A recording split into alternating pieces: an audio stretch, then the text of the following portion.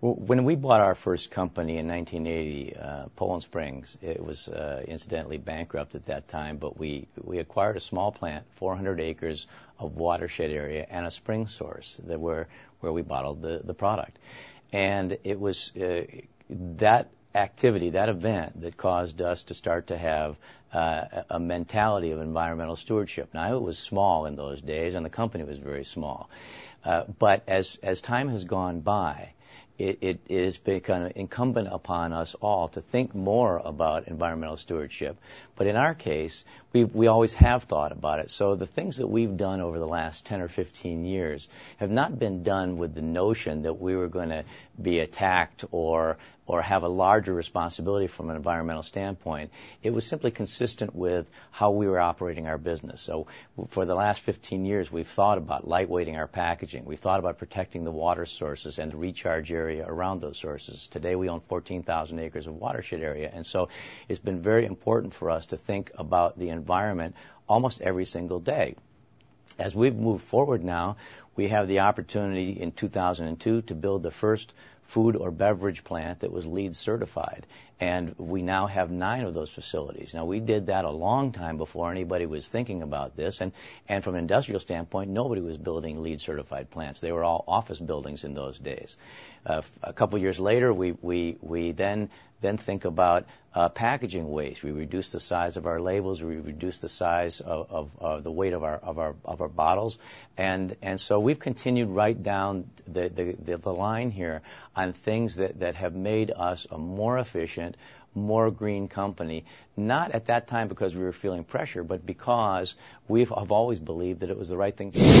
When Walmart initiated their sustainability drive a few years ago and talked about the things that they were going to do, I laid awake one night thinking about the things that we had already done that I wasn't telling anybody about. And the light bulb went off for me that night that if Walmart was going to start talking about this and they believed that this was an important thing for them to be doing, that I was seeing early on something that I was going to be required to be doing. I was going to need to be talking about this with Walmart and with other stakeholders. So I sat down and listed these things, and over time, I realized that we had come a very, very long way on our environmental journey. We had more things that we needed to do, but over and above all of this, I knew that I was going to have to be talking about it. And so that's what I've been doing for the last year.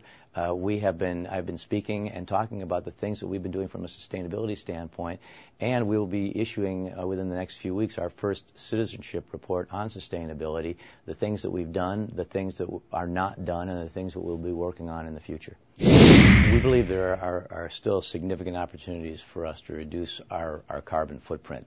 We are pushing the envelope on lightweighting of our packaging today, and we will reach a point with this next generation of EcoShape where I don't think it's going to be possible to go very much further. But we are looking to the future right now. We do believe that at some point in time in the future we are going to be able to provide consumers with renewable resource packaging that will be much easier on the environment. We still think there's lots of opportunities for us to reduce our carbon footprint through reduction of energy, through renewable sources of energy, and by continuing to build LEED certified plants.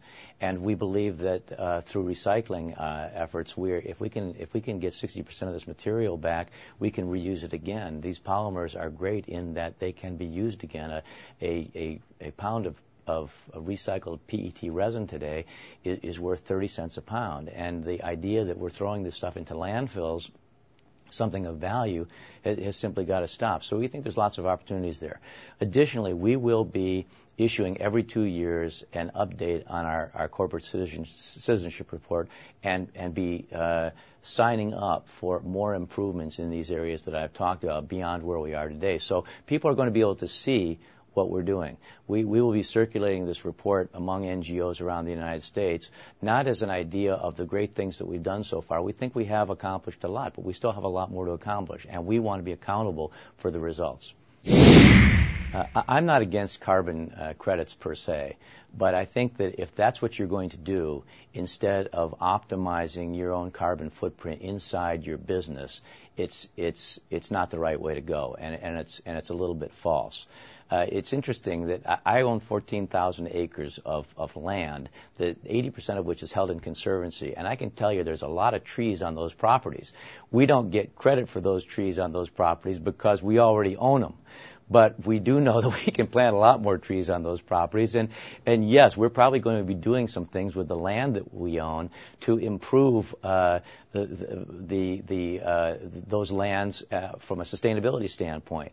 I'm not sure that I want to run off and take credit for that, because I really believe that the opportunity that we have to really make a difference is not in buying an energy credit, but it's in reducing the energy that I use inside my building, to use less raw materials, to use less energy, to use less water, and to use less packaging.